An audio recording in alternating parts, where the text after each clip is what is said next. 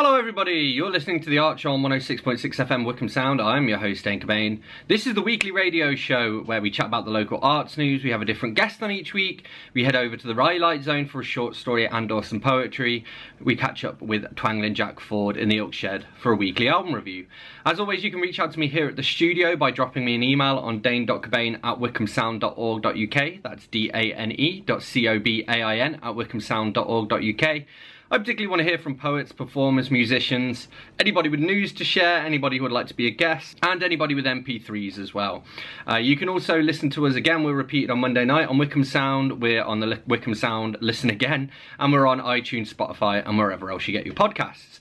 So this week we are going to be chatting to YouTuber C'est Kevvie, spelled C''EST and then Kevvie. Kevvie has been like a friend of mine for probably a year or so now, maybe a little longer. She makes some really interesting booktube videos, which are videos talking about books. She talks a lot about Agatha Christie. She reads pretty diversely as well. And she's also been writing some short stories. So we're going to head straight over to the Rhylight Zone now to listen to one of those. So this is one of the Susie Snowflake stories by C'est Kevvie. Has anyone heard of Susie Snowflake? I've met a fair share of cantankerous Scrooges, but I've never met someone with the same aversion to Christmas as I have. Every year at this time I get sick. My pulse races, I sweat profusely, and a panic grows within me until the holiday passes. Christmas is cursed, and nobody else seems to realize it. Nobody else shares in my fear of this season, my fear of the tapping. Nobody else knows about Susie Snowflake. Growing up, I lived in a garden apartment, one that's below street level. Because of this, we didn't have very many windows, just one high up in the living room. Not much of a view, obviously, but every year around Christmas time, my mother would hang bright little Christmas lights around it. Back then, I loved Christmas. My mom and I didn't have much, but she always made Christmas feel special. We'd have those lights on the window, and a modest tree in the corner, decorated with tinsel and popcorn, and a beautiful porcelain angel on top. It was humble and cozy, and filled me with the Christmas spirit. Christmas didn't come without issues, though. "Mommy," I once cried, a blubbering puddle in the middle of the floor. "What about Santa Claus? How is he going to bring me presents if we don't have a chimney?" "Aw, hush, Sugar Plum. You don't gotta worry about Santa Claus. Sure, we don't have a chimney, but he's got other ways of bringing you presents. You see that window? It's far too small for Santa to fit through, but that's why he has his little elves. When Santa gets here to our home, he has his tiny assistants climb through the window and place all your presents lovingly around the tree." Elves? What are their names? Why, they're, Hard Rock and Coco and Joe. "Can I meet them, Mommy?" "No, Sugar Plum. Santa's elves will only deliver your presents when they're absolutely sure you're asleep." That conversation succeeded in stopping my tears, but it filled me with determination. This Christmas, I must see those elves. The night before Christmas, Mom put me to bed. I laid awake waiting for elves overhead. My mom sipped her tea, went off to bed and slept. It was time to discover. To the living room I crept. In the days leading up to Christmas Eve, I formulated a plan. I would wait till Mom was finished with her tea and went to sleep. Then I'd hide in the living room till the elves appeared. I knew most kids leave milk and cookies for Santa, but I wasn't sure what the elves would like. So I poured them some apple juice and a Mountain Dew. I carried the glasses to the living room, spilling a little as I went, and sat beside the tree, out of view from the window. I didn't know how long I'd have to wait, so I started sipping the pop to pass the time. Pretty soon both glasses were empty, and my bladder was full.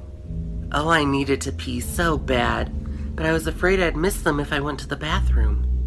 When I couldn't hold it any longer, I finally dashed to the toilet. Oh, what a sweet relief. I sat there breathing heavily, out of breath from how intensely I was going. As the final few drops reached the bowl, I heard a soft sound in the other room. Tap, tap, tap. It was them. I was so excited to follow the distant noise. I didn't wash my hands or even flush the toilet. I just ran to the living room, ready to meet my new friends. Everything was exactly where I left it, even the empty glasses on the carpet. There were no elves in sight. I stood there in silence, wondering if I'd even heard anything or just wished it, when I heard it again. Tap, tap, tap. I looked up at the window, too high for me to see out of. Is that you, Mr. Elf? Mr. Joe? Coco? A quiet voice responded, Please come out and play with me. I haven't long to stay. Do you have my presents? I'll help you make a snowman. Are you one of Santa's elves? No, Sugar Plum. I'm Susie Snowflake. Please come out and play with me.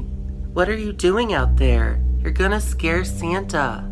I just want to play. Won't you come out and play with me?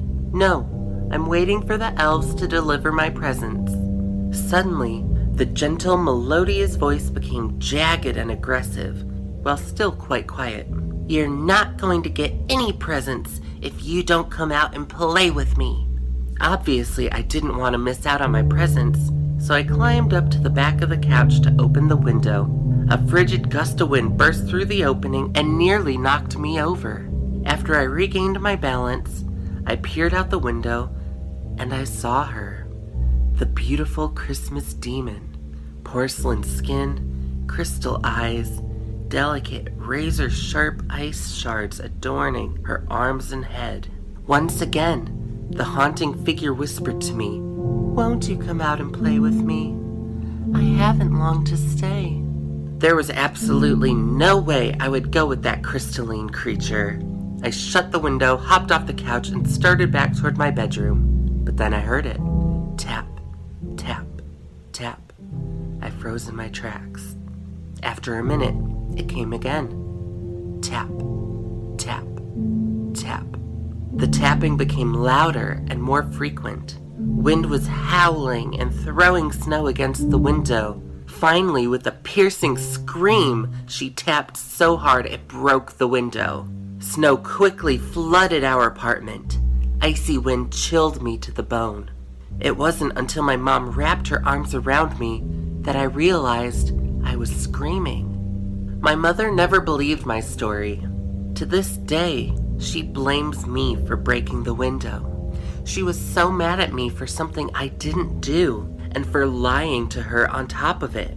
As punishment, we didn't celebrate Christmas in any capacity. Mom couldn't afford to have the window replaced, so she sealed it with wrapping paper until she could return all the gifts she had bought for me.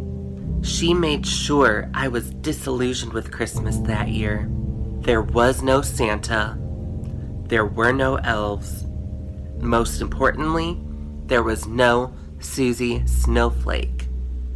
But there was Susie Snowflake.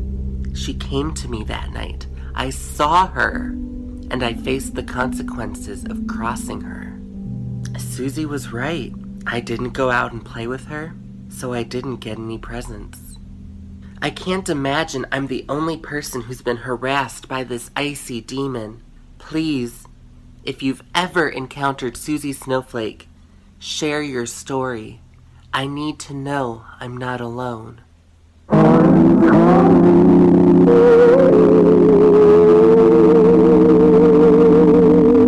That was C'est Kevvie with one of her Susie Snowflake stories. You're listening to The Art Show on 106.6 FM Wickham Sound. I'm your host, Dane Cobain, and this is Fabulous Parfait with You're So Special. A certain sense of sin that will make you stronger. The way you prance, the style you dance, you will learn to suffer. A certain sense of swing makes you like no other. The way you walk, the things you talk, how you schmear than some other. Oh, you're so special, so special. I love the things you do to me. Look at me, I see you look at me. How I shine in front of thee. The waist you keep so slim, it will take you further. Do that thing that makes you crawl and win while I eat my supper. A certain sense of spin makes you shine like glitter. The way you bite flesh with delight to m'arrache le cœur. Oh, you're so special, so special. I love the things you do to me. Look at me, I see you look at me. How I shine in front of thee.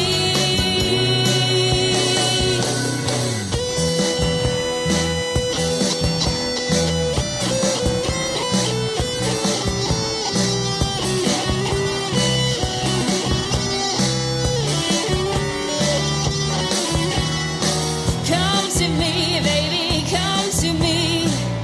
So precious and wild and free. Keep your bed head for your lover. It's a tough world out there.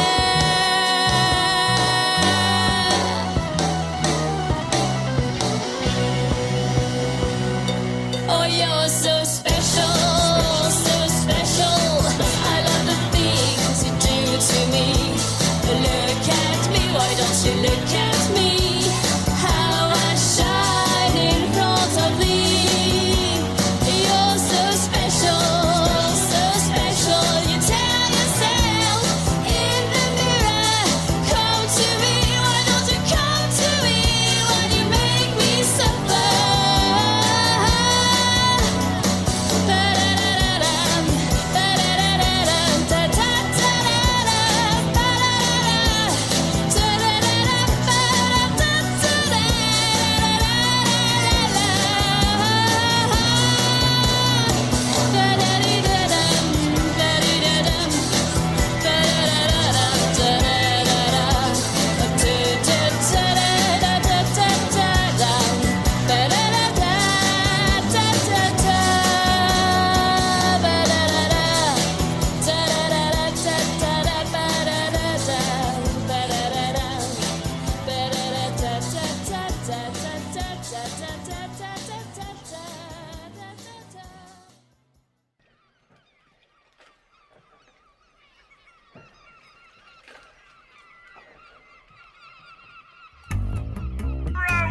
Roll up, come and see the world's finest exponents of big brand new rhythm and blues. This end of the pier. Ladies and gentlemen, for your delight and delectation, Donna presents the Ending Poet. Our manager, she said to us, the onus may be onerous, but someone has to do it and it's you. If you want to play Palladiums to royal courts and stadiums, then this is what you're going to have to do. Be pleasant to your audience, try not to cause so much offence and treat them with respect to which they're due. Don't patronise or slate them, don't antagonise or bait them, even if they don't appear to have a clue.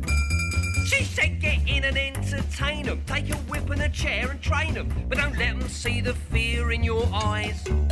Try to look a little keener, you're not Christians in an arena, they're your subjects, you're no consolation prize. Just do the beaty poetry and leave the business end to me. I know's a winning combination when I see it. You slap the bass, you do the talking, you're the artist, I'll be hawking. Prostituting you is within my remit. But don't ever get complacent or your downfall will be hastened. Don't let your standards slip below the bar. Don't shortchange, rob or cheat them. Don't believe you can defeat them, cause there's more of them and they know who you are. That was Donna Says by The Anti-Poet, and before that we had You're So Special by Fabulous Parfait. You're listening to The Art Show on 106.6 FM Wickham Sound. I'm your host, Dane Cobain, and I'm joined now in conversation by writer and author, booktuber, C'est Kevvie. So over to Kevvie. So the first question is one I ask everybody, which is, what was the last book that you read and what did you think of it? And I'm sure you're going to have a great answer for this. Ooh, okay. Oh, well, I mean, I've been reading like 5 books at once. But each of them. What? Okay. So one that I just finished is The Essential June Jordan, a poetry collection from my favorite poet. And wow, it was amazing. She is a Black lesbian and her stuff is very politically charged, and oh, it's just awesome. What are the others you've been reading? I just finished reading a middle grade fantasy novel called Fairy Wing by D.H. Turkavian. She's a fan and sent me the book to read. Cool. So that was fun. Yeah, I liked it. It was like part romance, part fantasy. It was cute. Is that the first time someone's reached out to you to do a review, or do you get those quite often? No, that was my first one. Nice. And it was a good one to start with by the sounds of it. Yeah, it was cool. I really liked it. And then I've been listening to on audiobook The Count of Monte Cristo. Okay, yeah. Just outstanding. How long's the audio for that? Only about 52 hours.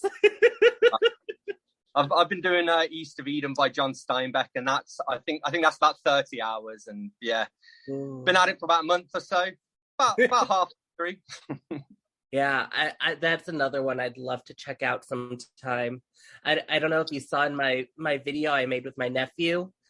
we read a children's book that was loosely based on East of Eden. Oh, cool. Yeah, and so now I'm like, I want to read the actual book. Yeah. And what are the others you've been reading?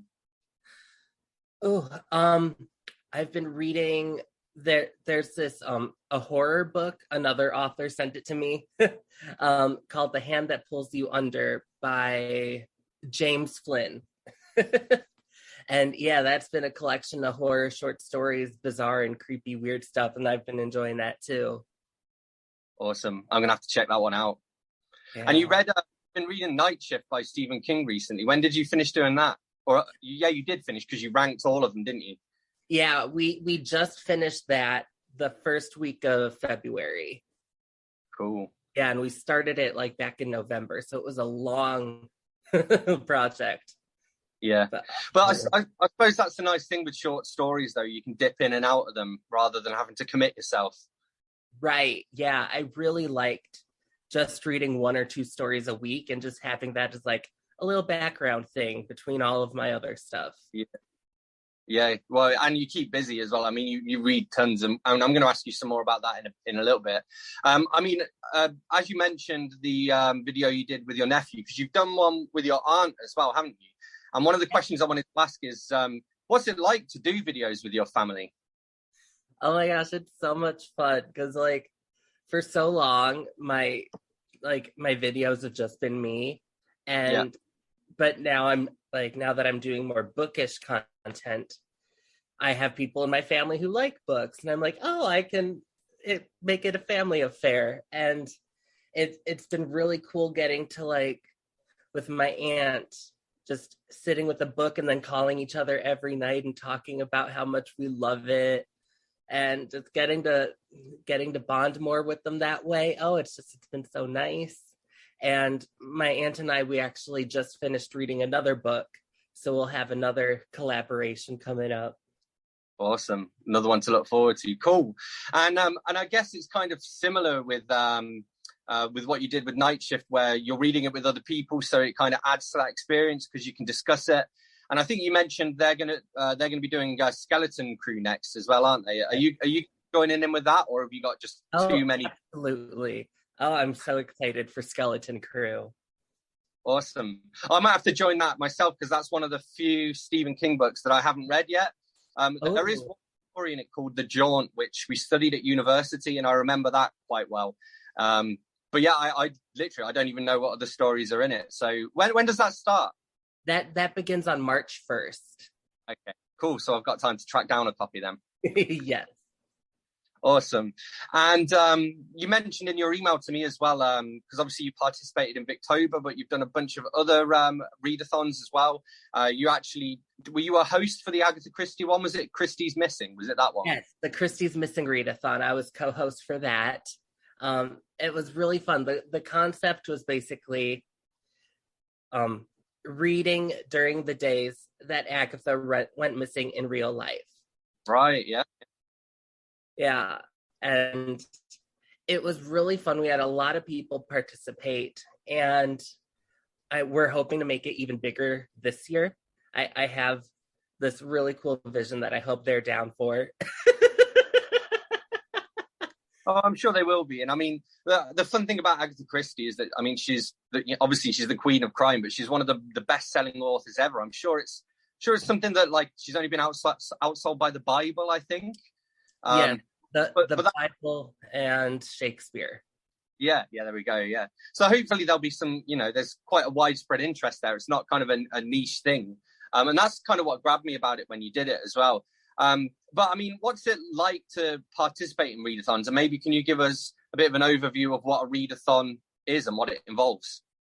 Yeah, readathons, basically, they center around a general theme. So like the one I hosted was Agatha Christie's disappearance. There's also like a Golden Girls one and Bob's Burgers and whatever else you can think of. Victober, like you mentioned. And each readathon has a set of prompts. And they're like, read a book that's about this thing, or read a book with this many things, or so-and-so, just to get you trying new things and broadening what you're reading. And I really enjoy them because I often end up picking books that I otherwise wouldn't have read. And so I really get to diversify my reading experience. Cool. And how important is reading diversity to you? I mean, I imagine it's one of the big goals you sort of work towards.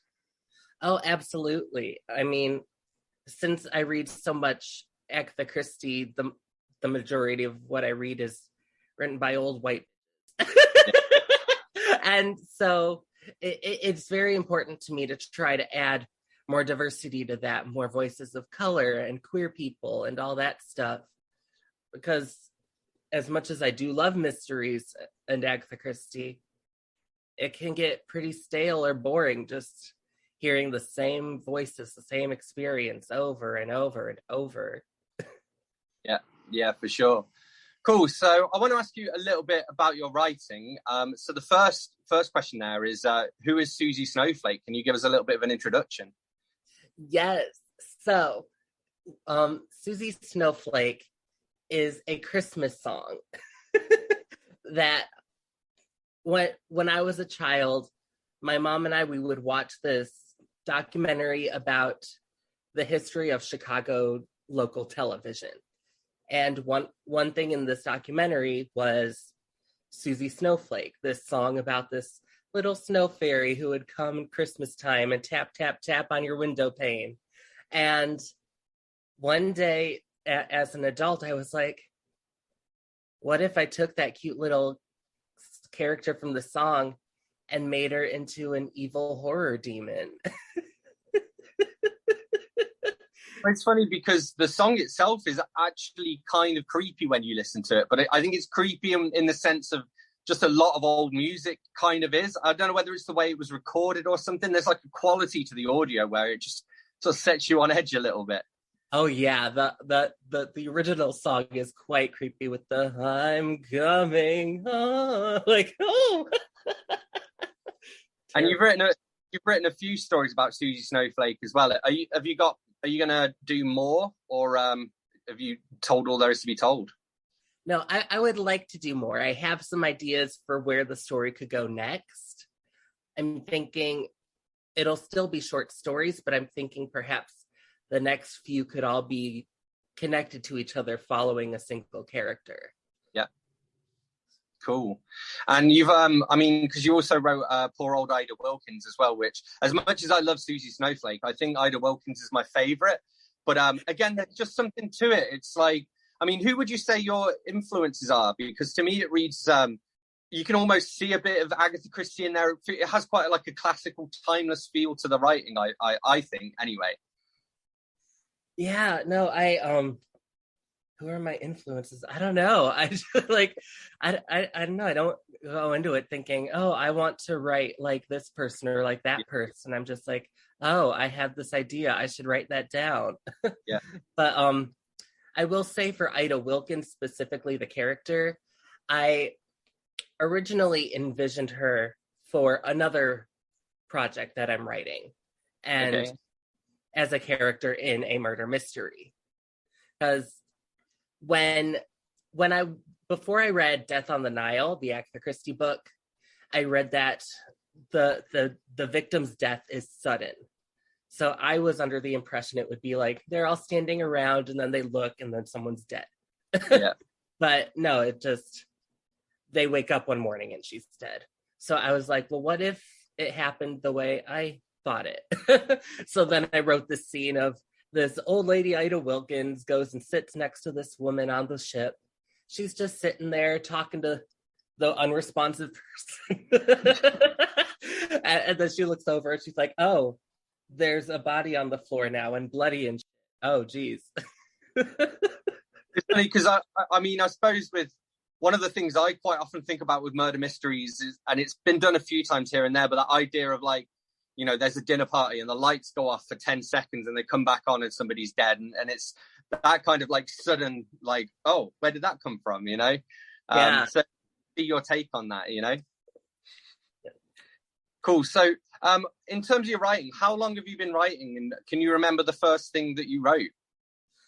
Yeah, it took me a while to remember, but writing as an adult, I started maybe like 3-ish years ago. But when I was a kid, I wrote the short story for a contest about a little boy getting shrunken down inside of a refrigerator and meeting all the fridge people. That's awesome. Yeah. Do you remember what happened in the story? I remember my pictures, and one of the pictures was an evil pie lady. And that's all I remember is the evil pie lady. Oh, that's all you need. Cool. Okay. And another thing you did as well is you performed in costume as Susie Snowflake. So what was that event? What was it like to sort of, you know, take on the body of one of your characters?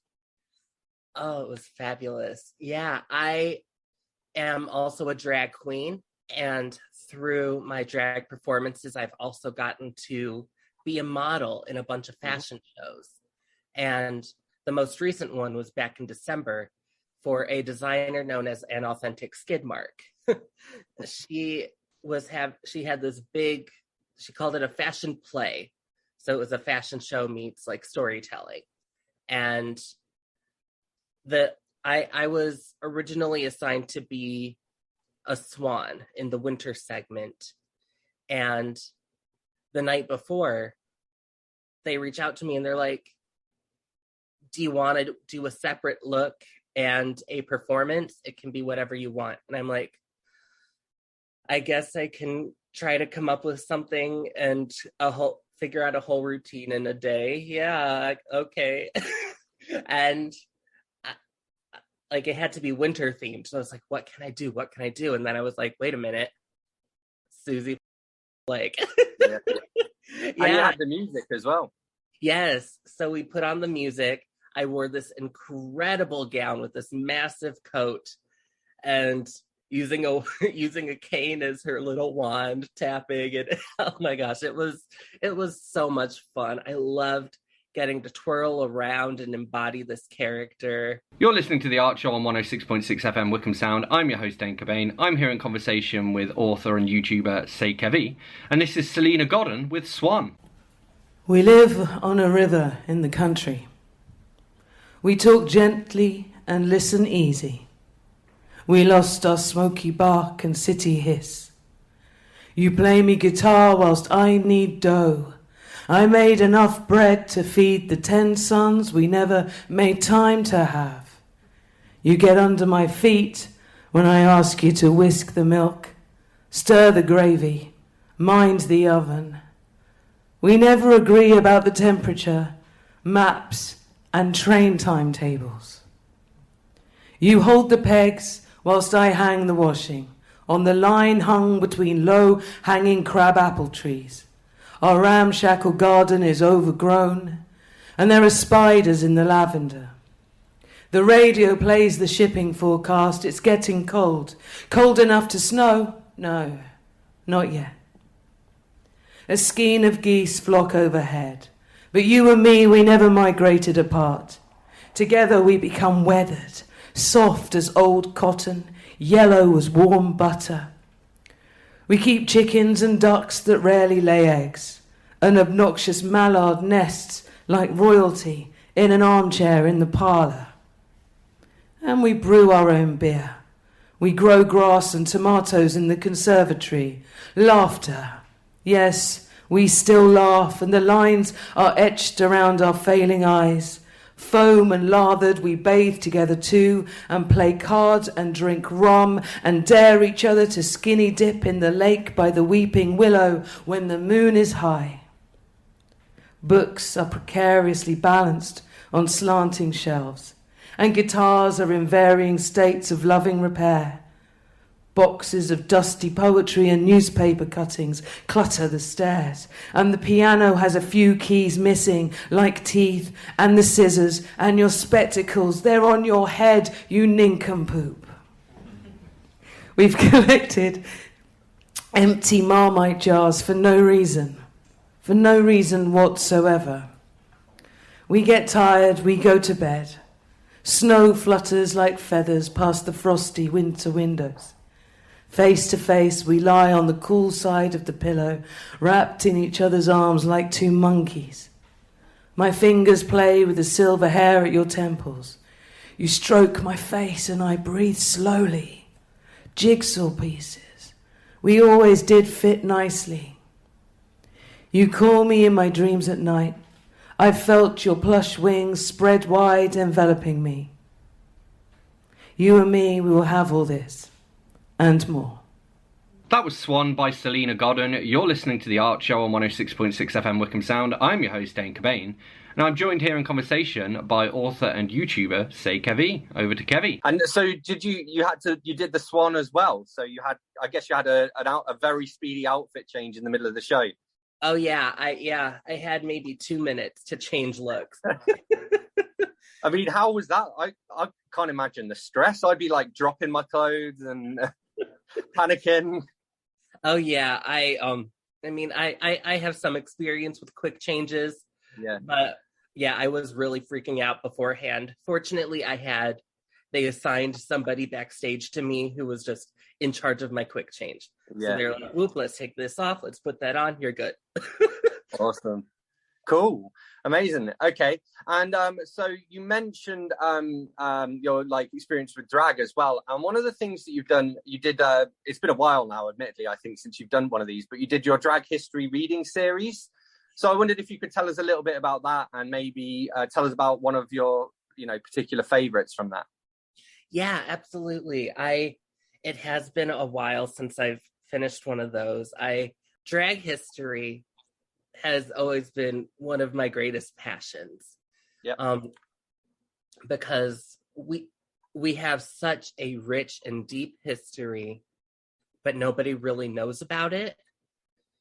And in addition to that, with the AIDS epidemic of the 80s and 90s, we lost so much of our community and our entertainers. I read a statistic somewhere that said 90% of queer nightlife entertainers were lost during that time.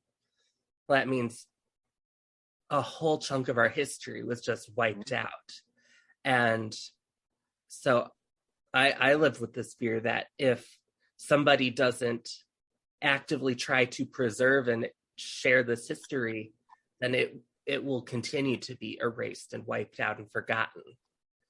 So yeah, one thing I like to do is going through all of my academic drag history texts,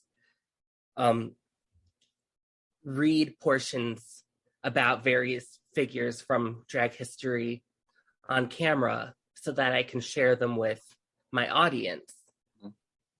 And the world, yeah, exactly. And probably the most important one for me was Ginger Grant.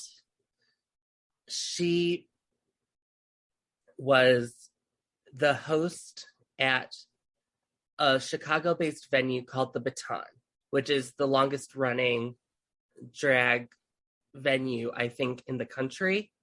They've been open since 1969. And Ginger began hosting there in, I believe, 1994, and was the host up until her death in 2018. Yeah, or was it 17? One of those, no, 2018. And yeah, so she had a very lengthy career at this really important venue. And she was also the original title holder of Miss Continental Plus. And Continental is one of the most prestigious drag pageants in the nation, in the world. And Continental Plus is just the big girl version. And she was the original winner of that. So yeah, she is a huge deal. But the way Chicago drag exists, the Baton isn't really in the same part of town as the rest of Chicago drag. Meaning that a lot of our up-and-comer younger queens, they know nothing about the Baton because they're never over there. And yeah, the Baton, most of the performers there have been performing there for decades. So they're not like reaching out to a bunch of little babies to come perform. So they have no experience with the Baton. So she passed with most of our city having no idea who that was. And that was just outrageous to me. So cool. So the night she died, I went live on Facebook and I read that chapter of her from that book, just sobbing the whole time. And that was kind of the first iteration of these drag history readings, was me reading her story so that like my Facebook community could at least know who she was. And then once I started doing it for YouTube, I re-recorded it. Yeah. And then sort of, as you say, so I guess that's, like the inspiration for the whole series. Yeah, just making sure that people who are important to our community are remembered. Yeah. Well, I mean, I can't remember where it was. I think it might have been Kaz, Cats and Camera on YouTube. And she was talking about one of the things that annoys her in books is whenever there's any reference to drag, they'll either just mention RuPaul's Drag Race, or they'll do like a parody of it. So they'll call it like Boo Ball's Drag Race or Boo Ball's Drag Show or something like that, because whatever, they're scared of the, copyright coming after them or whatever. But I think that, I think especially for the general public and like someone like me, that's all I really know about drag, is just the popular culture from RuPaul. And so it's important to that, I guess that's like, say, thinking that all that's important in music was the Beatles. It's like, well, maybe they were the big band, but it's like, then you're missing out all of these other bands, all of these genres, you're only looking at one part of the story. Yeah, like so many people don't realize like that drag was a thing before RuPaul. Yeah. If anything, they might know that she made music back in the 90s, or that she was inspired by Paris is Burning, this drag documentary from 1990. Yeah. Yeah, drag has been around for so much longer than that. And it's a fascinating history. And I really think like there's so much there that people would love to know about if they only knew it was there to learn. Yeah. That's it. It's kind of getting that awareness that it's there in the first place, and hopefully that's what your videos will do. So somebody will watch one of those, and then they'll be like, "Oh, I had no idea about this," and then they'll go off and start learning about a drag performer that you didn't even mention, just because it's inspired them to go to Google. Yes, exactly. Like, yeah, that's another thing. Like with Google, you're not going to find much drag history on there unless you know specifically what you're looking for. Like you can just Google drag history and you'll see RuPaul. Yeah. But you have to know the names of the people you're trying to learn about in order to find anything. Sorry, my Google Home was just telling me I had a reminder. It's all happening today. Okay. Just a couple more questions I wanted to end on as well. I want to ask a few more questions about Agatha Christie, sure. Just because I'm a big Agatha Christie fan as well. So I wondered, what is it about Agatha Christie that you love? She's just a genius mystery writer. I am a big fan of the mystery and the whodunits and the twist reveal, figuring it all out at the end. It makes me so happy to read those, and especially when I'm able to like crack the code and figure it out. It makes me feel so good about myself. And yeah, she's like the queen of mysteries. She's so I was going to ask as well, because you've done a few videos where you've kind of documented your attempts to solve an Agatha Christie mystery. What's it like to shoot those? And also, does it add any extra pressure to you to try and solve it? I mean, I guess if you're already really trying hard to solve it anyway, that it can't really add any more pressure than what you apply to yourself. Oh my gosh, no. So yeah, I had seen a couple of other booktubers try to solve Agatha Christie's on camera like that. And I was like, since I do so much Christie on my channel, I should really follow suit. And it was so much pressure, because if I'm just sitting in my chair over there just reading on my own time, it's like, okay, I didn't figure it out, but that was still really good. Yeah. But now I'm on camera and there's all these people watching me who know that I'm good at figuring it out, and I don't want to disappoint them.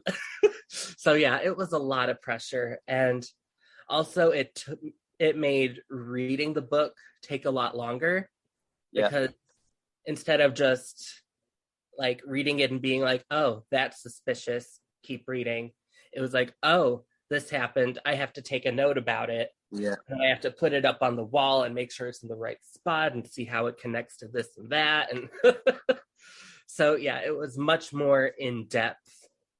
And so, it made the reading process take a lot longer, but it was really cool. And I'm definitely going to keep doing those.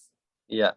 I mean, I guess it's like when someone's watching you do something, like if, say you're at work, you're fine, you're just happy getting on with your job, and it's fine. And then as soon as somebody is standing right behind your shoulder watching what you're doing, that's when you start to make mistakes, just because you're aware that they're there, and there's again that extra pressure. And so that's really interesting. I kind of wish I'd done that myself, but I'll have to, maybe I'll do it with I don't know, another crime writer. There's enough of them out there anyway. So and that's another thing that people don't think of, is that Christie's only the tip of the iceberg, even for classical cozy mysteries. She's the big name, but there's so many others. Right. Like, have you ever read Mary Roberts Reinhardt? No, I haven't. And okay. I don't know how to pronounce the name. Is it Ngaio Marsh? Is that how you pronounce it? How do you pronounce it? Ngaio, yeah. My uncle's read a lot of those books, but I haven't read any myself. So it's like that might be where a good place to go. Yeah, Mary Roberts Reinhardt. I would say I like her even more than Agatha Christie. Yeah. Yeah, she's considered the American Agatha Christie, even though she started writing like over a decade before Christie did. She invented a style of mystery writing called Had I But Known, where it takes the narrator is describing everything after the fact, and like, oh, if only I'd known this happened, then maybe it wouldn't turned out that way, and stuff like that. And she also is the one who originated The Butler Did It. Yeah. And one of her characters was the inspiration for Batman. Oh, So, amazing. yeah, so she's got a pretty hefty legacy. Yeah. All right. Well, that's it. Okay, that I might even try that with that. Pick one of those books up and do my little homage to your videos and see if I can Yes. solve one of hers. Do it. Oh, that'd be so cool. I'll give it a go. Cool. Okay. And last question I want to ask you, which is technically two, but what have you got planned next, and where can people follow you to find out more?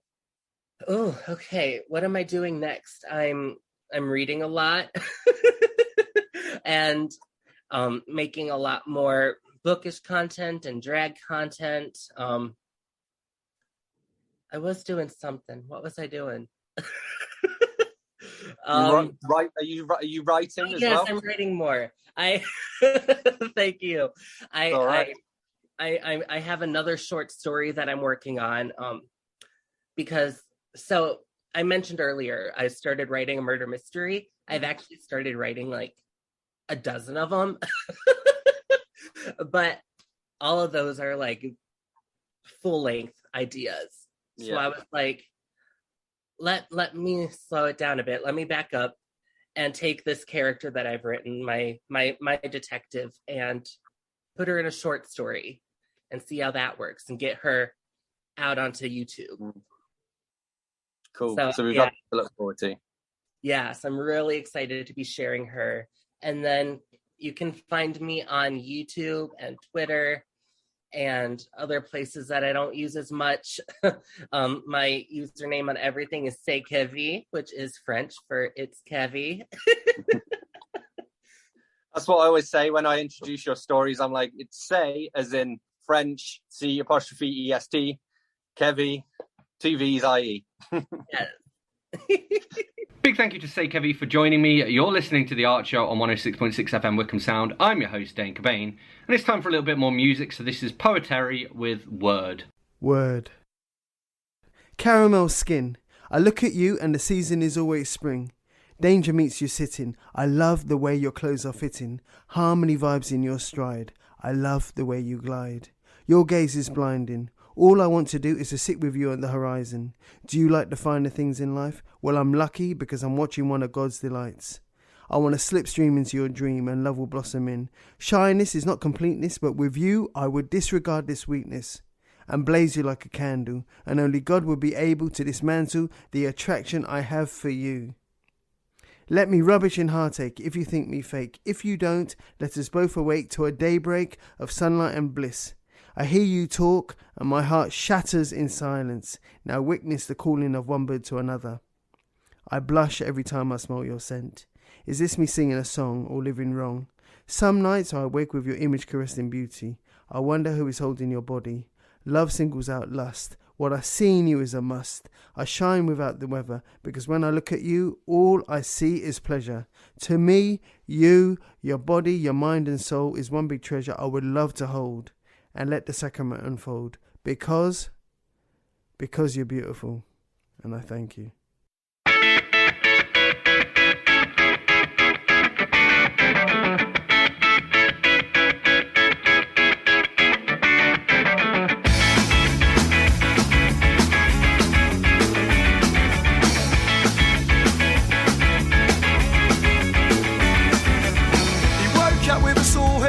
Cell, wishing he just walked away when he had a chance. Cause now he's gotta pay the price for his behaviour with an assault charge. And he knows that his boss finds out that he's been getting involved in trouble again. Cause it won't be the first time, and knowing him, it probably won't be the last time. He'll never change his ways.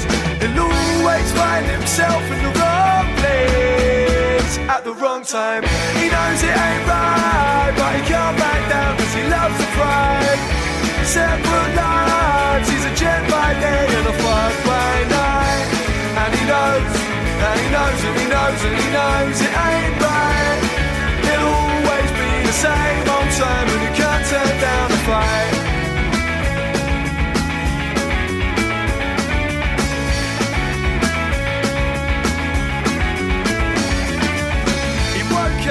Dead in a hospital bed with his face feeling like a punch bag. And all because of a spilled drink, now he's connected to a drip bag. And the doc said it's not a good thing for him to be be in and out of A&E. Cause it won't be the first time, and knowing him, it probably won't be the last time. He'll never change his ways. He'll always find himself in the wrong place at the wrong time. He knows it ain't right, but he can't back down cause he loves to thrive. Separate lives, he's a gem by day and a fire by night. And he knows, and he knows, and he knows, and he knows it ain't right. It'll always be the same old time, and he can't turn down a fight. Cause he's the only one who wakes up in the morning feeling like scum. And he knows he's the only one who wakes up in the morning feeling like scum.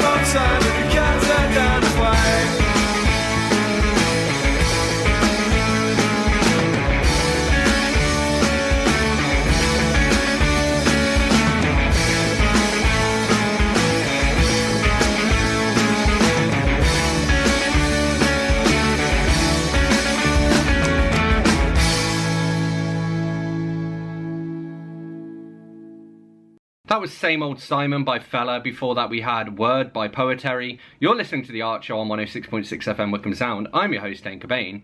Thanks to C'est Kevvie for being this week's guest. Thank you to everyone whose music I've played. As always, you can reach out to me here at the studio by dropping me an email on dane.cobain@wickhamsound.org.uk. That's dane.cobain@wickhamsound.org.uk. I particularly want to hear from poets, performers, musicians, anybody active in the local art scene, anyone with MP3s to share, stories to tell, reach out to me. You can also find us on Facebook if you search for The Art Show on Wickham Sound, and we're repeated here on Wickham Sound on Monday nights. We're on the Wickham Sound Listen Again, we're on iTunes, Spotify, and wherever else you get your podcasts. So, as always, thanks so much for listening. I'll chat to you guys next week, but in the meantime, this is Fallen Angel by Humans Can't Reboot. See you soon.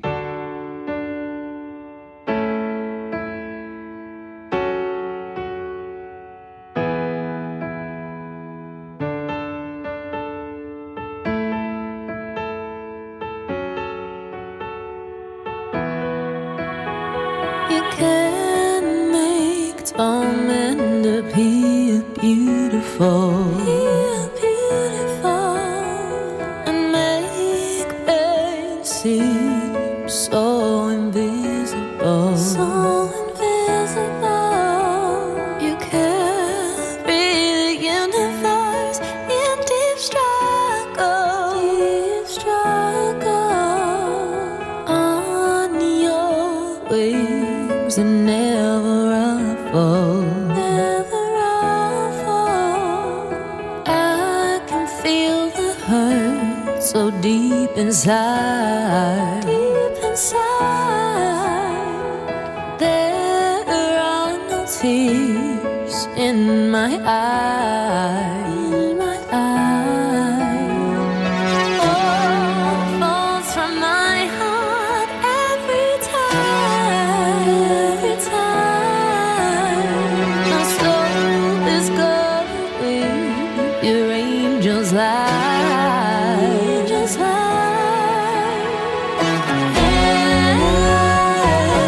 To the angel up in the sky. Hey, hey.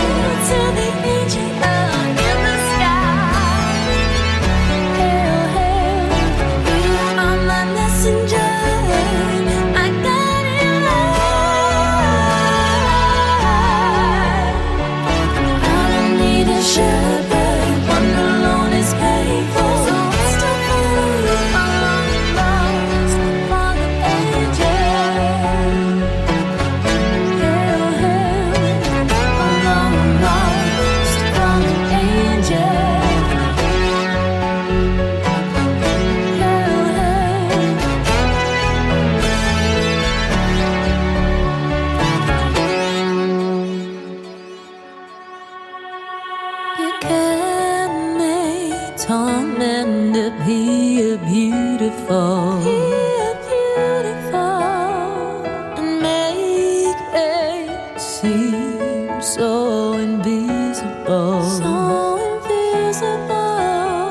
You carry the universe in deep struggle, on your wings and never ruffle. My angel's not lust, and I'm only flesh and blood. He's the fallen one who came from up above. Angel from the other side, sent with love. Key to my fate, earth, ashes and dust.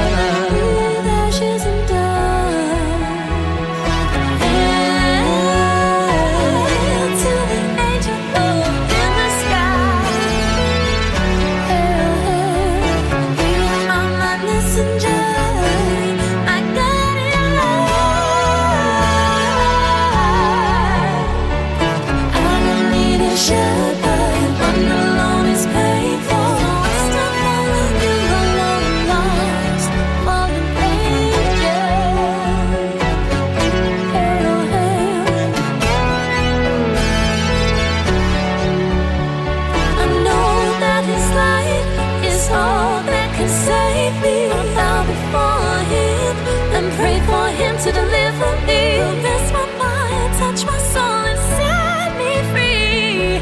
We can fly away together, take my spirit where it longs to be. Take my spirit.